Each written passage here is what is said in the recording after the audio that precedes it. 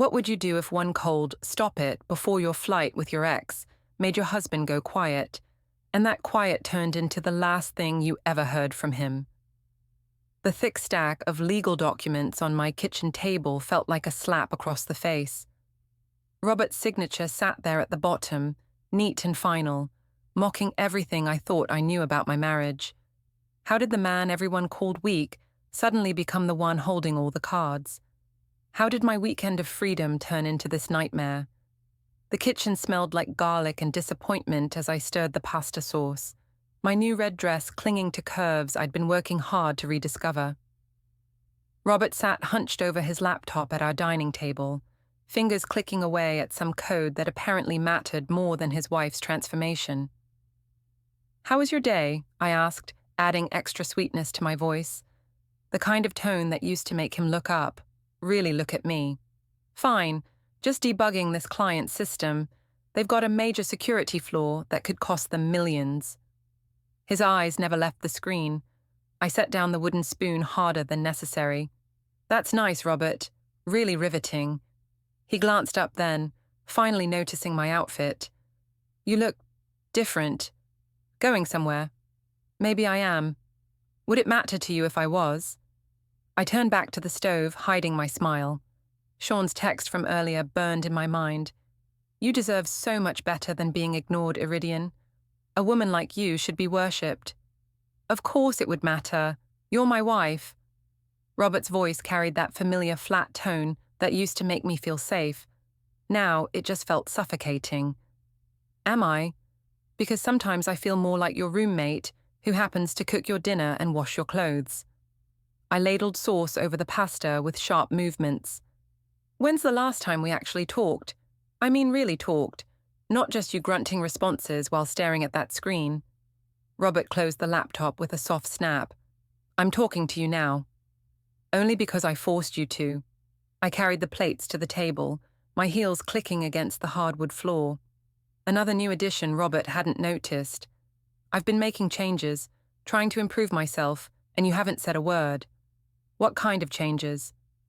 Before I could answer, 10-year-old Rachel shuffled into the kitchen, her blonde hair messy from homework struggles. She looked between us with those two knowing eyes kids develop when their parents think they're being subtle. "Is everything okay?" she asked quietly. "Everything's fine, sweetheart." I smoothed her hair, guilt twisting in my stomach. "Just grown-up talk." Robert pulled out her chair. "How was school today, Mags?" As Rachel launched into a story about her science project, my phone buzzed against the counter. Sean's name lit up the screen, and I felt that familiar flutter of excitement mixed with danger. "Missing you already. Can't wait for tomorrow night." I quickly turned the phone face down, but not before Robert's eyes flicked toward the sound. The paranoid part of me wondered if he'd seen anything, but his expression remained neutral as he listened to Rachel explain photosynthesis. "Mum, you're not listening," Rachel complained. "Sorry, honey, I was just thinking about work tomorrow." The lie came easily. I'd been practicing. My phone rang and Lydia's name appeared. Robert's mother had impeccable timing for interruption. "Hi, Lydia," I answered, keeping my voice pleasant. "Hello, Iridian. Is Robert available?" "He's having dinner with his daughter. Can he call you back?" "His daughter?" Lydia's voice sharpened. "Last I checked, Rachel was your daughter too."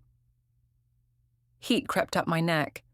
"Of course she is. I just meant—" "I know what you meant." The disapproval in her voice was thick enough to cut. "Never mind. Tell him I called about Sunday dinner. We're expecting all of you." She hung up before I could respond. Robert looked up from his conversation with Rachel. "What did Mum want?" "Sunday dinner. The usual command performance." I stabbed at my pasta, appetite gone. "She loves having us over. She loves having you over. I'm just the inconvenient package deal that came with her precious son." "Iridian, that's not—" "Forget it." I stood, my chair scraping against the floor. "I'm going out for a while, meeting some friends." "Which friends?" The question came out sharper than Robert usually spoke. I paused at the kitchen doorway, hand on my purse. "Does it matter? You'll be buried in that laptop anyway. It matters to me. Something in his tone made me look back. Robert was watching me with an intensity I hadn't seen in months. For a moment, I felt exposed, like he could see right through my carefully constructed story. Just some girls from work. We're grabbing drinks. I kissed Rachel's forehead. Be good for Daddy. As I headed for the door, I heard Robert's voice behind me, quiet but clear. Be careful, Iridian. I told myself he meant the roads, but something cold settled in my stomach as I drove toward the restaurant where Sean was waiting. The Italian restaurant buzzed with Friday night energy. Couples leaning across candlelit tables, friends laughing over shared appetizers. I spotted Sean immediately in our usual corner booth, his dark hair catching the warm light. He stood as I approached, that crooked smile spreading across his face like it had in high school. There's my beautiful girl, he said, loud enough for nearby tables to hear. I felt eyes turn our way, and part of me thrilled at being seen with someone who still looked at me like I was the most important person in the room. You're terrible, I whispered, sliding into the booth across from him. But I was smiling. Terrible for you, maybe. Sean's hand found mine across the table. You look incredible. That dress is definitely new. You noticed? Unlike some people I thought but didn't say, Sean always noticed. How could I not? You're glowing, Iridian. This new confidence looks good on you. My phone buzzed. Robert's name appeared with a simple message. Hope you're having fun. Drive safe. The guilt lasted exactly 3 seconds before Sean squeezed my hand. Everything okay? Just Robert checking in. He's probably already back to his computer. I turned the phone face down. I don't want to think about home tonight. Good, because I've been thinking about you all week. Sean's thumb traced circles on my palm. About us. About what we could be if you weren't... Weren't what? Weren't settling for someone who doesn't appreciate what he has. The waiter appeared, breaking the spell. We ordered wine and appetizers, falling into the easy conversation that had always come naturally between us. Sean asked about my job, my dreams, things Robert used to care about before he got comfortable. Remember when we used to talk about traveling? Sean said, leaning back in his seat. You wanted to see Italy, France, all those places. I still do. The words came out more wistful than I intended. So why don't you? What's stopping you?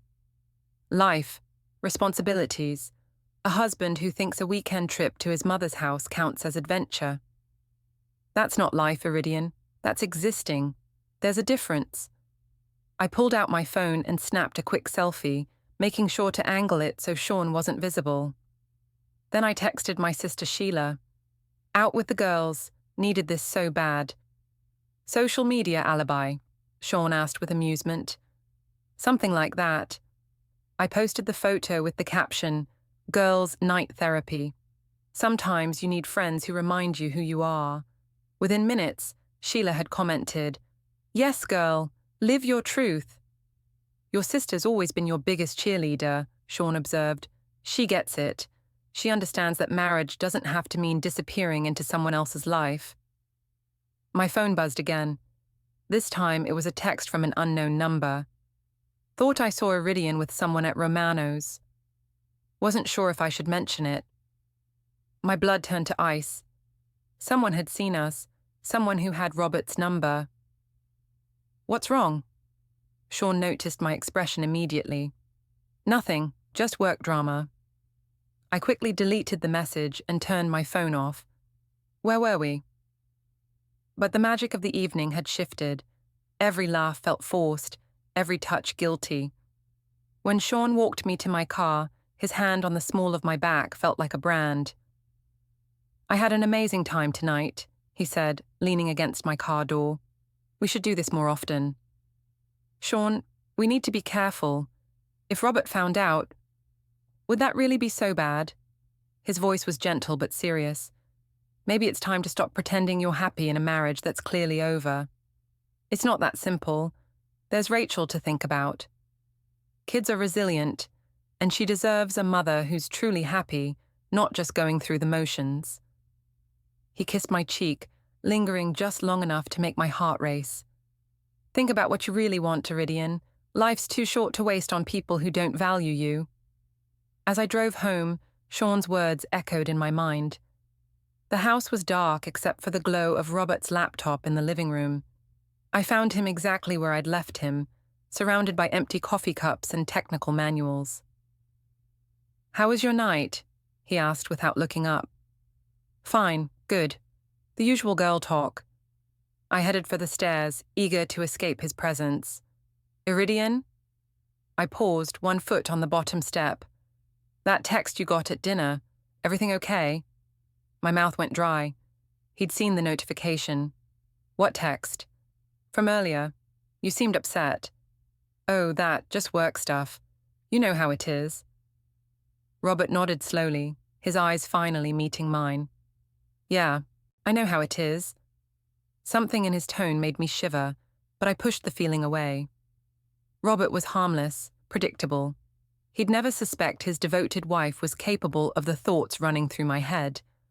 I was wrong about a lot of things, but I was especially wrong about Robert. Monday morning at the office felt different. Maybe it was my imagination, but conversations seemed to stop when I walked by, and my coworker Janet kept shooting me sideways glances during the morning meeting. "Iridian, could I see you in my office?" My supervisor, Carol, appeared at my desk just before lunch. "Of course." I followed her into the glass-walled room, my stomach tightening. "I wanted to check in with you. Is everything all right at home?" "Everything's fine. Why do you ask?" Carol settled behind her desk, her expression carefully neutral. "You've seemed distracted lately, and there have been some observations from other staff members." "What kind of observations?" "Personal phone calls during work hours, extended lunch breaks. I'm not trying to pry into your private life, but I need to make sure it's not affecting your work performance." Heat flooded my cheeks. I take the same lunch break as everyone else, and I've never made personal calls during work time. Janet mentioned overhearing a rather intimate conversation last Friday. Something about meeting someone for dinner. My hands clenched in my lap, Janet and her big ears. "I was making plans with friends. Since when is that against company policy?" "It's not, but the tone of the conversation was concerning." "Look, Iridian, I like you. You're a good employee. I just want to make sure you're making smart choices. I appreciate your concern, but my personal life is my business." Carol nodded slowly. "Of course it is. Just remember that actions have consequences, especially in a small office like ours." I left her office feeling exposed and angry. In the break room, I found Janet microwaving her sad desk salad. "Enjoying the gossip mill, Janet?" She looked up, feigning innocence. "I'm sorry." "You know exactly what I'm talking about. Reporting my phone conversations to Carol, like some kind of hall monitor." "I wasn't reporting anything. Carol asked if I'd noticed you seeming stressed lately, and I mentioned that you'd been taking a lot of personal calls. I was concerned about you." "Concerned about me, or concerned about having something juicy to share?" Janet's face hardened. "You know what, Iridian? Maybe people are talking because you're giving them something to talk about. Walking around here like you're some kind of mysterious woman of intrigue, taking secretive phone calls, coming back from lunch looking like you've been somewhere a lot more interesting than the sandwich shop. You don't know what you're talking about." "Don't I? Look, I've been married for 15 years. I know what it looks like when someone's got one foot out the door. Maybe instead of getting mad at me, you should think about what you're doing to your family." I wanted to tell her she was jealous, that she was projecting her own boring marriage onto my situation, but the words stuck in my throat because part of me knew she wasn't entirely wrong. My phone buzzed with a text from Sean. "Can't stop thinking about Friday night. When can I see you again?" I glanced around the break room, then typed back, "Soon. This is hard. All the best things are hard. You're worth fighting for." That afternoon, I was filing reports when my phone rang. Robert's name appeared, and I felt a stab of guilt mixed with annoyance. "Hi, what's up?" "Just checking in. How's your day going?" "Fine, busy, the usual." I kept my voice low, aware of Janet's presence at the next desk. I was thinking we could do something tonight. Just the three of us. Maybe take Rachel to that new ice cream place she's been asking about. The simple kindness in his voice made my chest tight. "That sounds nice." "Good, I'll pick you up at 5:30. After he hung up, I stared at my phone, Sean's earlier text still glowing on the screen. Two different worlds, two different versions of myself. The responsible wife and mother, and the woman who deserved passion and excitement. "Everything okay?" Janet's voice was softer now, less accusatory. "Yeah, just family stuff." "Look, Iridian, I'm sorry if I overstepped earlier. It's just, I've seen what happens when marriages fall apart. It's messy and painful, and the kids always suffer the most. My marriage isn't falling apart." "Okay, but if it were, or if you were thinking about making some big changes, just make sure you're doing it for the right reasons. Make sure you're not just running towards something shiny and new because it feels exciting." I wanted to argue, to tell her she didn't understand the complexities of my situation. But something in her expression stopped me. She looked genuinely worried, not judgmental. "Thanks for the advice," I said quietly. That evening, watching Robert and Rachel share a banana split while debating the merits of different ice cream flavors, I felt the weight of my double life pressing down on me. Robert caught me staring and smiled, that gentle smile that used to make me feel safe and loved. Now it just made me feel trapped. My phone buzzed with another text from Sean. "Saw the cutest couple at the park today. Made me think about what we could have." I deleted the message without responding, but the words lingered in my mind long after Robert and Rachel had fallen asleep. Rachel's 10th birthday party was supposed to be simple. Just family, cake, and presents in our backyard. I'd spent the morning decorating with purple streamers and butterfly balloons, trying to push down the anxiety that had been building all week. Sean had been texting more frequently, pushing for another meeting, while Robert seemed to be watching me with increasing intensity. "The cake looks beautiful, honey," Robert said, carrying folding chairs from the garage. "Rachel's going to love it." I'd stayed up late decorating the 3-layer chocolate cake with purple roses, partly because I wanted it perfect for my daughter, and partly because I needed the distraction. "Thanks, I just want everything to be special for her." "It will be. You always make her birthdays magical." His sincere appreciation should have warmed me, but instead it felt like another weight on my shoulders, another expectation to live up to, while my heart was pulling me in a completely different direction. The first guests arrived at noon, Lydia and Robert's father Robert, followed by my sister Sheila, and Robert's brother Paul with his wife Karen. The backyard filled with conversation and laughter as Rachel opened presents, her face glowing with 10-year-old joy. "She's getting so big," Lydia commented, watching Rachel model her new art supplies. "Seems like yesterday she was learning to walk." "Time flies," I agreed, refilling the punch bowl. "How are things with you, dear?"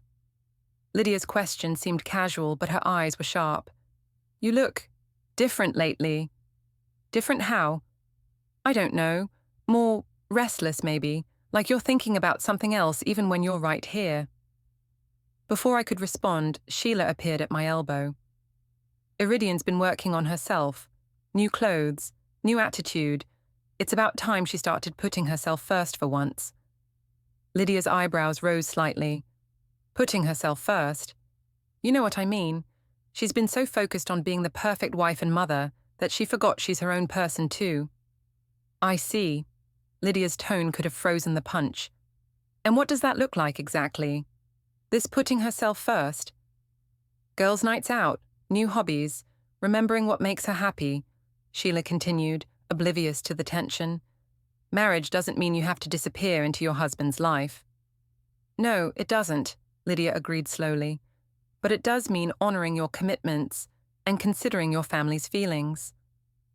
I felt caught between them, my sister's support suddenly feeling more like exposure than encouragement. "I think we should focus on Rachel today," I said quickly.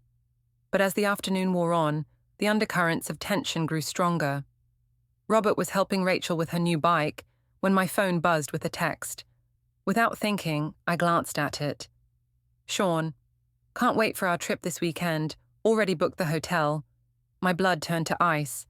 I'd forgotten about Sean's plan for a weekend getaway. In my distraction, I must have agreed to something I wasn't ready for. "Who's texting you?" Paul asked, appearing beside me with a beer. "Just work stuff." I quickly put the phone away, but not before I noticed Robert looking in our direction. "Work on a Saturday? That's dedication." "You know how it is. Clients don't care about weekends." As we gathered around the picnic table for cake, I tried to focus on Rachel's happiness, but my mind kept drifting to Sean's text. A hotel room, a weekend away. The thought terrified and thrilled me in equal measure. "Make a wish, birthday girl," Robert said, lighting the candles. Rachel closed her eyes tight, her face serious with concentration. I wondered what she was wishing for, and guilt twisted in my stomach as I realized I might be about to destroy whatever innocent dream she was holding. "Mom, you're not singing," Rachel complained as everyone launched into "Happy Birthday."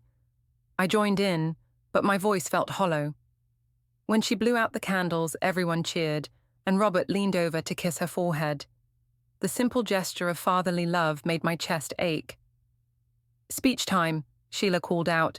"Come on, Iridian, say something about your amazing daughter."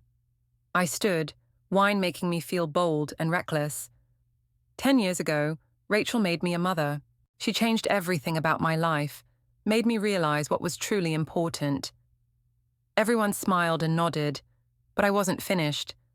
Being a parent means sacrificing parts of yourself, but it also means modeling what it looks like to be truly happy, to be authentic, to not settle for less than you deserve.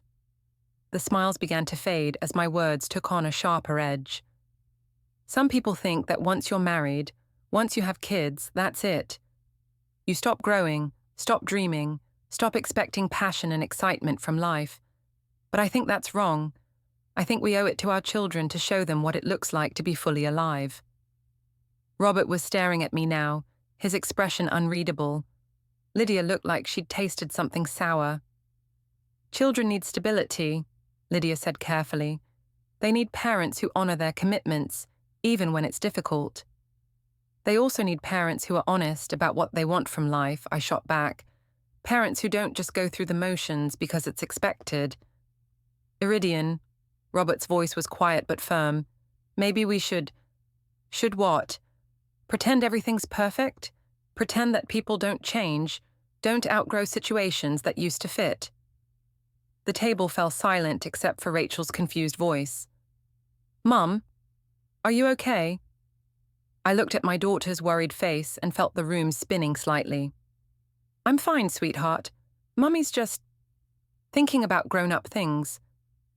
"What kind of grown-up things?" Paul asked, his voice carefully neutral. "The kind that involve recognizing when you've been settling for someone who doesn't even try anymore. Someone who's so comfortable they've forgotten what it means to make an effort." Robert's face went pale. "Iridian, stop." "Stop what? Telling the truth? When's the last time you planned something romantic? When's the last time you looked at me like I was someone worth pursuing instead of just the woman who cooks your dinner and does your laundry? This isn't the time or place. There's never a right time or place for you, is there? That's the problem." Sheila was nodding encouragingly, but everyone else looked horrified. Rachel had tears in her eyes, and guilt crashed over me like a wave. "I think we should clear the table," Karen said quickly, standing up. As people began awkwardly gathering dishes, my phone buzzed again. This time, Robert was close enough to see the notification. "Can't wait for our trip." His eyes met mine across the table, and I saw something die in them, something I hadn't even realized was still alive until it was gone. "Whose trip?" he asked quietly. The question hung in the air like smoke. Everyone had stopped moving, stopped pretending they weren't listening. "I don't know what you mean." The text. Someone's excited about a trip. What trip, Iridian? I felt trapped, exposed, with nowhere to run. Just some friends planning a weekend getaway. You know, the kind of thing people do when they want to feel alive again. Robert nodded slowly, like pieces of a puzzle were finally clicking into place. Well, he said, his voice eerily calm, I hope you have a wonderful time. Something in his tone made my skin crawl, but before I could respond, Rachel burst into tears. Why are you fighting? It's my birthday. The party ended quickly after that, family members making awkward excuses and promising to call later. As I tucked Rachel into bed, she looked up at me with Robert's serious eyes. Are you and Daddy getting divorced? No, sweetheart. We're just having some grown-up disagreements. It has nothing to do with you. But you seemed so angry at him. Sometimes adults say things they don't mean when they're upset. Try not to worry about it, okay? But as I kissed her goodnight, I knew I was lying. I did mean what I'd said. And from the look in Robert's eyes, he knew it too. Friday morning arrived grey and drizzly, matching my mood perfectly. My suitcase sat by the front door like an accusation, packed with clothes I'd bought specifically for this weekend with Sean. Robert had been coldly polite all week, speaking to me only when necessary, and spending extra time helping Rachel with her homework. You sure about this? He asked, loading my bag into his car. His voice was carefully neutral, but I could see the tension in his shoulders. I need some space to think, some time away from all this. I gestured vaguely at our house, our life, everything that felt like a cage.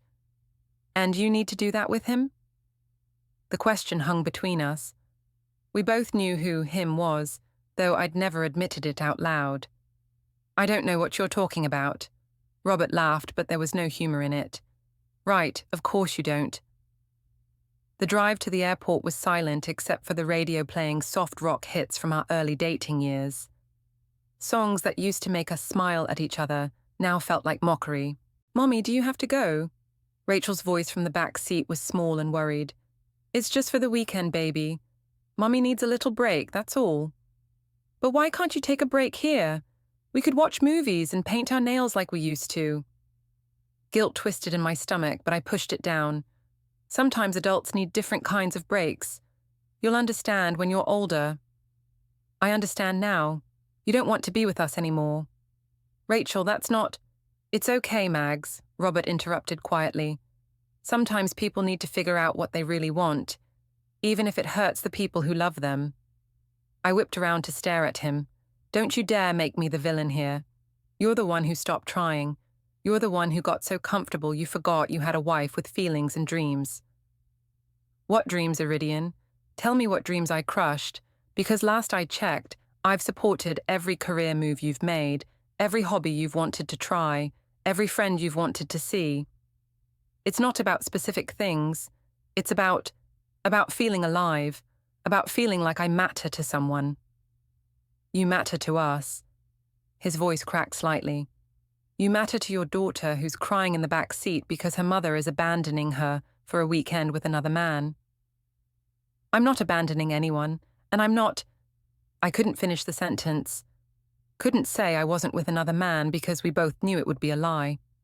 We pulled up to the departure terminal, and I could see Sean waiting by the entrance, looking handsome in his leather jacket and designer jeans. He spotted our car and waved, that confident smile spreading across his face. Robert saw him too. His hands tightened on the steering wheel. So that's him, your high school boyfriend. Robert. No, I get it now, I really do. He put the car in park and turned to face me fully. You never got over wondering what if, and now you're going to find out, regardless of who gets hurt in the process. It's not that simple. Isn't it? You're walking away from your family for a weekend with another man. Seems pretty simple to me. I grabbed my purse and reached for the door handle. You wouldn't understand. You've never wanted anything more than your safe little life with your safe little job and your safe little routine. You're right. I wanted my family to be safe. I wanted my wife to be happy. I wanted my daughter to grow up in a home where her parents loved each other. Clearly, I aimed too low. Tears stung my eyes, but I blinked them back. Maybe you did. I got out of the car and pulled my suitcase from the trunk. Through the back window, I could see Rachel crying, her face pressed against the glass. "Mummy, please don't go." My heart shattered, but I forced myself to keep walking. This was about more than a weekend trip. This was about reclaiming myself, about remembering what it felt like to be desired and appreciated. Sean met me halfway, taking my suitcase and wrapping his free arm around my waist. "Ready for our adventure?" he asked, loud enough for Robert to hear. "More than ready." As we walked toward the terminal, I heard Robert's car door slam. I turned back to see him hugging Rachel on the sidewalk, her small body shaking with sobs. "Don't look back," Sean murmured in my ear. "This is about your future, not your past." But I couldn't help looking back one more time. Robert was watching me with an expression I'd never seen before. Not anger, not sadness, but something cold and final. He said something to Rachel, and she nodded, wiping her eyes. Then he pulled out his phone and made a call. Something about the way he held himself, the purposeful set of his shoulders, made my stomach clench with unease. But Sean was pulling me toward the security line, chattering about our hotel and the romantic dinner he'd planned, and I pushed the feeling away. I was finally choosing myself, finally taking control of my own happiness. I had no idea that Robert was making his own choices too. The weekend in Miami with Sean had been everything I'd dreamed of. Romantic dinners, long walks on the beach, hours of conversation about our hopes and dreams. He made me feel beautiful, desired, important. For 3 days, I'd been the woman I used to be before marriage, and motherhood dulled my edges. But Monday morning brought reality crashing back. I returned home to find the house eerily quiet, Robert's car gone from the driveway. A note on the kitchen counter explained that he'd taken Rachel to school and would be working late. I was unpacking my suitcase when the doorbell rang. Through the peephole, I saw a woman in a business suit holding a manila envelope. "Iridian Vane?" "Yes?" "I'm Jennifer Martinez from Hartwell and Associates. I have some documents for you." My hand shook as I signed for the envelope. Inside were legal papers that made my blood turn to ice. Petition for legal separation, temporary custody arrangement, financial disclosure requirements. Robert's signature sat at the bottom of each page, neat and final. My phone rang immediately. Robert's number. "What the hell is this?" I demanded. "Legal protection for me and Rachel." His voice was calm, professional. "I've filed for legal separation and temporary custody." "You can't do this, you can't just—" "Actually, I can. And I have. There's a hearing scheduled for next Friday. You'll want to get a lawyer. Robert, please, can we talk about this? I know you're hurt, but—" "I'm not hurt, Iridian. I'm done. There's a difference." The line went dead. I stared at the papers, my weekend of freedom suddenly feeling like the most expensive mistake of my life. I called Sheila immediately. "He's bluffing," she said after I explained the situation. "He's trying to scare you into coming back. Men do this all the time. But the papers look official. He's asking for primary custody of Rachel." "On what grounds?" I couldn't bring myself to say it out loud. Adultery, abandonment of family responsibilities, emotional instability. All things that sounded so much worse in legal language than they had in my head. I need to call him back, try to reason with him. But Robert wasn't answering his phone. When I drove to his office, his secretary informed me he was in meetings all day. When I went to pick up Rachel from school, I found Robert already there, helping her into his car. "Daddy says I'm staying at Grandma Lydia's tonight," Rachel said through the car window. "He says you need time to think about grown-up things." "Rachel, honey, you don't need to—" "Actually, she does." Robert's voice was steel.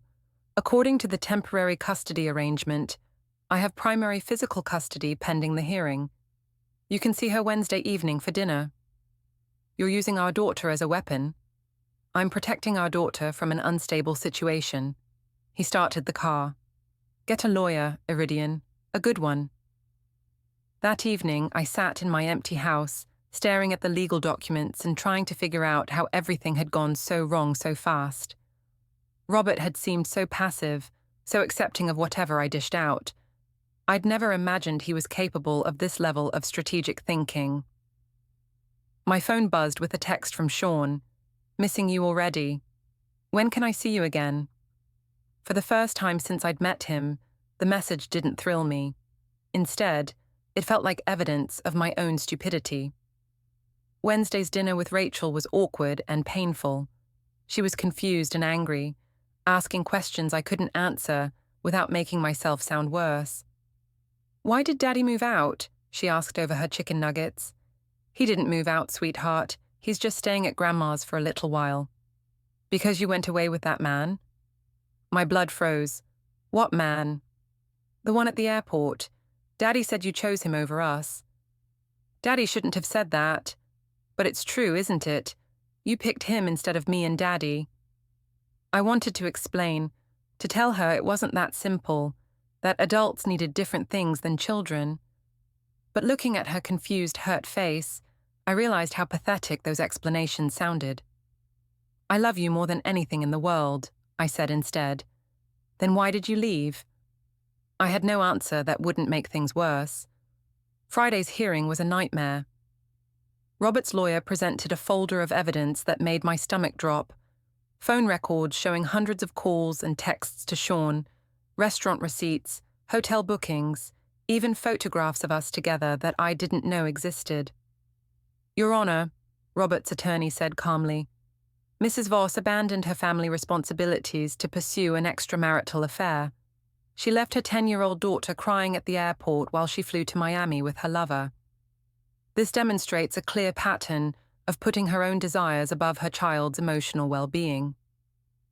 My lawyer, a public defender I'd found at the last minute, was no match for Robert's preparation. When the judge awarded Robert temporary primary custody with supervised visitation for me, I felt my world collapse. But Robert wasn't finished. As we left the courthouse, he handed me another envelope. "What's this?" "Divorce papers. I'm filing on grounds of adultery and abandonment. I'm also requesting full custody and child support." "Child support? I'm her mother." "You're an unemployed adulteress who abandoned her child for a weekend with her lover. The court tends to frown on that." I stared at him, this stranger wearing my husband's face. "When did you become so cold?" "When I realized that the woman I loved never really existed. When I understood that you saw our family as a prison instead of a gift. When I watched you break our daughter's heart for a man you barely know." "I never meant for Rachel to get hurt." "But you knew she would, and you did it anyway. That tells me everything I need to know about who you really are." He walked away, leaving me standing on the courthouse steps with divorce papers in my hands and my entire life in ruins. That night, I called Sean, desperate for comfort and reassurance. "This is just a setback," he said. "Once the divorce is final, we can be together properly, build something real." "He's taking Rachel. He's taking everything. You'll get visitation. And honestly, Iridian, maybe it's better this way. Kids complicate things. We can focus on us, on what we want to build together." The casual way he dismissed my daughter, my deepest love and greatest responsibility, made something click into place. This man, who I'd thought understood me better than my husband ever could, saw my child as an inconvenience, a complication to be managed. Robert, for all his faults, had never seen Rachel as anything but a blessing. "I have to go," I whispered. "Iridian, wait." I hung up and sat in my empty house, finally understanding what I'd destroyed. I'd traded a man who loved me steadily and completely for one who loved the idea of me. I'd traded a stable home for my daughter for weekend adventures. I'd traded a family for a fantasy. And Robert, quiet, predictable Robert, had played the game better than I ever imagined possible. The final blow came a month later, when I learned that Robert had been documenting my behavior for months before I left, saving text messages, recording conversations, building a case while I thought he was just being his usual passive self. He'd let me hang myself with my own rope, then used it to pull my entire world down around me. As I signed the final divorce papers, awarding Robert full custody and me supervised visitation every other weekend, I realized the truth that would haunt me forever. I'd never been playing chess while he played checkers. I'd been playing house while he played for keeps.